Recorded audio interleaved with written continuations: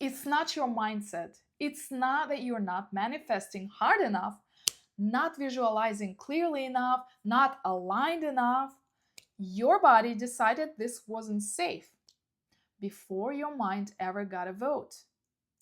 Every goal you've set and quietly abandoned, every version of yourself you've tried to step into and slipped right back out of. There is a reason, and it's not weakness, and it's not a mindset problem. In the next few minutes, I'm going to show you exactly what's actually blocking you. And it's not what any of the mindset content out there has told you. Here is almost nobody in the self development space is telling you clearly you can have the perfect vision board, the perfect affirmations, the perfect 5 a.m. routine, and still stay stuck. Not because the tools don't work, because you're trying to build a new identity on top of a nervous system that's still guarding the door to the old one. That's the missing piece. Think about the last time you set a real goal, one that actually mattered to you. For a few days, you were lit up, and then without any single dramatic moment you could point to, the energy just drained out of it. You told yourself you lost motivation. You didn't. Your nervous system read the size of that goal as a threat to the identity. It already knows how to keep you safe inside, and it pulled the plug quietly. The way it pulls the plug on anything it's decided is too risky. None of it is you falling. That's the nervous system doing exactly what it evolved to do, protecting a version of you that no longer fits. Here is a well documented example, and it's not about willpower, it's about exactly this mechanism. Olympic swimmer Michael Phelps and his coach built his entire pre race routine around regulating his nervous system before he ever stepped on the blocks. A set visualization and breathing sequence done the same way every single time, specifically so his body would register the moment as familiar instead of threatening. That's not superstition. That's someone working with the exact wiring I'm describing instead of trying to think his way past it. You don't need an Olympic coach to use the same principle. You just need to understand that regulation isn't a soft option extra, it's the mechanism that makes everything else possible. And here is where it connects to something deeper. Quantum thinking teaches us that you're not separate from the field of energy around you. You're constantly interacting with it, constantly broadcasting something outward. If your nervous system is locked in a state of guardedness, contraction, survival, that is the sign you are putting out, whether your thoughts sound positive or not. You don't just manifest what you want, you manifest what your body believes it's safe to receive. So, here is how you actually work with this instead of fighting it. 3 stages: regulate, resonate, rise. Stage 1: regulate. You cannot build a new identity from a nervous system that's in a survival mode. It's not a willpower issue, it's sequencing. Regulation has to come first, every time, or nothing else holds. Now, this doesn't mean meditate for an hour before you're allowed to have a good day. It means noticing when you are in a contracted, guarded state and doing one small thing to signal safety to your body before you are trying to think your way into a bigger life. A few slow breaths, unclenching your jaw, putting your feet flat on the floor, and actually feeling them there. Small, physical, not mental, because your nervous system doesn't take instructions from your thoughts, it takes cues from your body. Stage 2: resonate. Once you're regulated, the next stage is choosing what you're actually broadcasting on purpose instead of by default.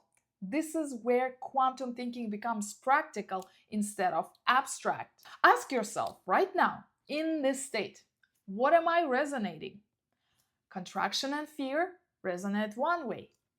Ease, even a small amount of it, resonates completely differently. You are not trying to fake confidence. You're finding the smallest true version of ease you can access right now and letting that be what you put out instead of the anxious performance of already having it. Stage 3, rise. This is the stage everyone wants to skip to, the big action, the bold move, becoming the next level version. But it only holds when it's built on the first two stages. Rising isn't a single leap.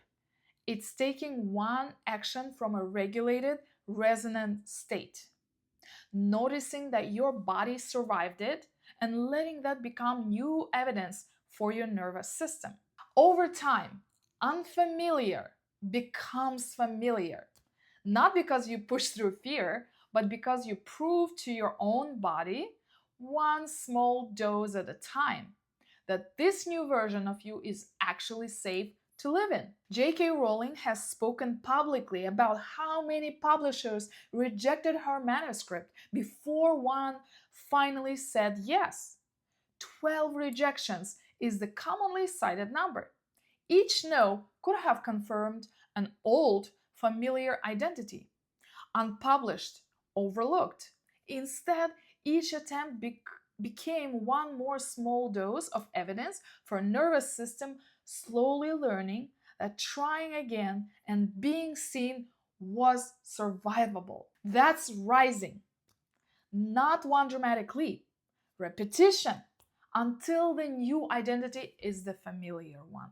Here's where I've lived this myself. I once set a goal I was genuinely excited about, and almost immediately, my energy for it evaporated. Old pattern would have been to call myself lazy and push harder. Instead, I stopped and asked myself what my body was actually doing. And I was feeling locked up, contracted, quietly terrified of an outcome I hadn't even let myself name. So I did the unglamorous thing. I sat with it for 30 seconds and breathed slow. Nothing dramatic, no ritual around it. Unclenched my jaw, which I hadn't been even noticed was tight. Put my feet flat on the floor and actually felt them there. Once that eased, even slightly, I asked myself, what the smallest true version of ease around this goal would feel like. Not confidence, not certainty, just a little less locked up than before. I found it. Barely, but it was real. Then I took one small action from that state. Not the big leap, one email, one phone call, something my body could survive without flinching. Nothing dramatic happened after that. That's actually the whole point. My nervous system didn't decide the goal was safe because I convinced it with a thought. It decided that because I gave it a small survivable experience to file away as evidence. A few more of those, and the goal stopped feeling like a threat and started feeling like mine. I am not here to inspire you. I'm here to wake you up. You don't need more willpower. You need your body to actually believe the life you want is one allowed to live in. That belief doesn't arrive in one leap. It gets built.